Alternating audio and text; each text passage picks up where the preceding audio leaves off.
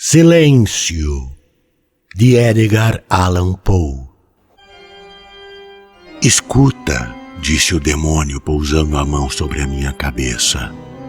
O país que te falo é um país lúgubre, na Líbia, às margens do rio Zaire, e ali não há repouso nem silêncio. As águas do rio amarelas e insalubres não correm para o mar, mas palpitam sempre sob o olhar ardente do sol, com um movimento convulsivo. De cada lado do rio, sobre as margens lodosas, estende-se ao longe um deserto sombrio de gigantescos nenúfares que suspiram na solidão, erguendo para o céu os longos pescoços espectrais e meneando tristemente as cabeças sempiternas. E do meio deles sai um sussurro confuso, semelhante ao murmúrio de uma torre subterrânea. E os nenúfares, voltados uns para os outros, suspiram na solidão. O seu império tem por limite uma floresta alta, cerrada, medonha. Lá, como as vagas em torno das híbridas, pequenos arbustos agitam-se sem repouso. Contudo, não há vento no céu, e as grandes árvores primitivas oscilam continuamente com um estrépito enorme, e dos seus cumes elevados filtra, gota a gota, um orvalho eterno. A seus pés se contorcem num sono agitado flores desconhecidas, venenosas. Por cima das suas cabeças, com um ruge-ruge retumbante, precipitam-se as nuvens negras a caminho do ocidente, até rolarem as cataratas para trás da muralha abrasada do horizonte. E nas margens do rio Zaire há repouso nem silêncio. Era noite e a chuva caía enquanto caía. Era água, mas quando chegava ao chão, era sangue. E eu estava na planície lodosa, por entre os nenúfares, vendo a chuva que caía sobre mim. E os nenúfares, voltados uns para os outros, suspiravam na solenidade de sua desolação. De repente apareceu a lua através do nevoeiro fúnebre. Vinha toda carmesim. E meu olhar caiu sobre um rochedo enorme, sombrio, que se erguia à borda do Zaire, refletindo a claridade da lua. Era um rochedo sombrio, sinistro, de uma altura descomunal. Sobre o seu cume estavam gravadas algumas letras. Caminhei através dos pântanos de nenúfares até a margem para ler as letras gravadas na pedra, mas não pude decifrá-las. Ia voltar quando a lua brilhou mais viva e mais vermelha. Olhando outra vez para o rochedo, distingui só caracteres, e esses caracteres diziam: desolação. Levantei os olhos. Na crista do rochedo estava um homem de figura majestosa. Pendia-lhe dos ombros uma antiga toga romana, cobrindo-se até os pés. Os contornos da sua pessoa não se distinguiam, mas as feições eram as da divindade, porque brilhavam através da escuridão da noite do nevoeiro.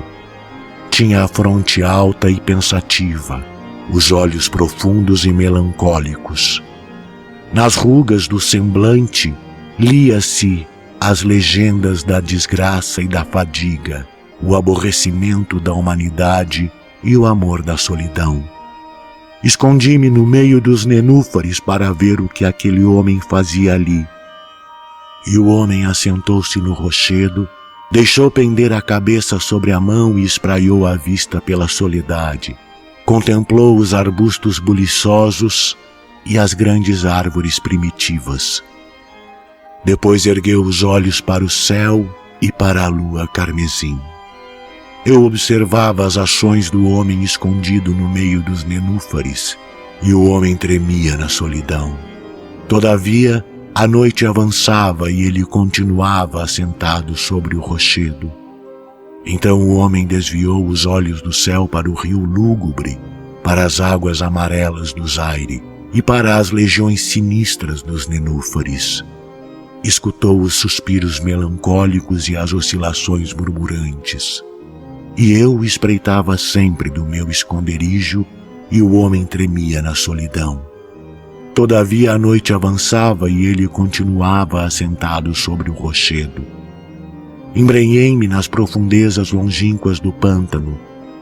Caminhei sobre e as flores dos nenúfares e chamei os hipopótamos que habitavam a espessura do bosque.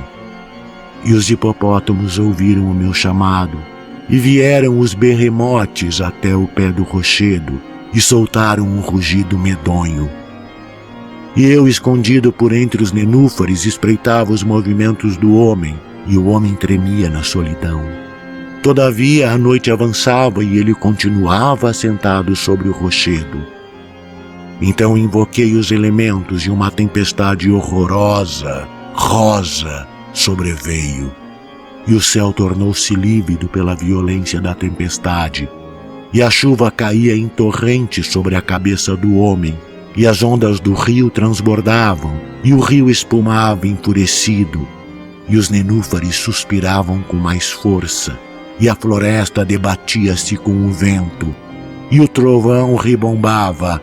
E os raios flamejavam, e o rochedo estremecia.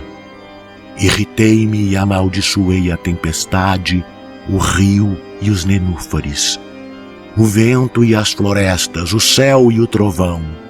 E na minha maldição os elementos emudeceram e a lua parou na sua carreira, e o trovão expirou e o raio deixou de faiscar. E as nuvens ficaram imóveis e as águas tornaram a repousar no seu imenso leito, e as árvores cessaram de se agitar. E os nenúfares não suspiraram mais, e na floresta não se tornou a ouvir o mínimo murmúrio, nem a sombra de um som no vasto deserto sem limites. Olhei para os caracteres escritos no rochedo, e os caracteres agora diziam: silêncio. Volvi outra vez os olhos para o homem, e o seu rosto estava pálido de terror. De repente levantou a cabeça, ergueu-se sobre o rochedo e pôs o ouvido à escuta. Mas não se ouviu nenhuma voz no deserto ilimitado. E os caracteres gravados no rochedo diziam sempre: silêncio. E o homem estremeceu e fugiu, e para tão longe fugiu que jamais o tornei a ver. Ora, os livros dos magos, os melancólicos livros dos magos, encerram belos contos, esplêndidas histórias do céu, da terra e do mar poderosos, dos gênios que têm reinado sobre a terra, sobre o mar e sobre o céu sublime. Há muita ciência na palavra das sibilas, e das florestas sombrias de Dodona saíam outrora oráculos profundos. Mas jamais se ouviu uma história tão espantosa como esta. Foi o demônio que me contou, assentado a um lado na solidão do túmulo. Quando acabou de falar, desatou a rir, e como não pudesse rir com ele, amaldiçoou-me. Então o lince, que vive eternamente no túmulo, saiu do seu esconderijo e veio deitar-se aos pés do demônio, olhando-o fixamente nas pupilas. Do narrador. Carlos Eduardo Valente é ator, diretor de teatro, dublador, narrador de audiobooks e também formado em psicologia. 65 anos de vida bem vivida e cheio de histórias para contar, mas prefere contar e interpretar as histórias dos outros. Até tenta escrever um pouco, mas não tem a disciplina necessária como tem nessas outras áreas citadas. Depois de morar 20 anos em Porto Alegre, voltou a Pelotas, onde se formou em psicologia. Morou em São Paulo um bom tempo e agora mora em Florianópolis, para onde voltou depois de 13 anos longe da ilha. Sempre na batalha por novos desafios. Também brinca com fotografia e edição de vídeos, porque viver é bom demais. Contato carlão50@gmail.com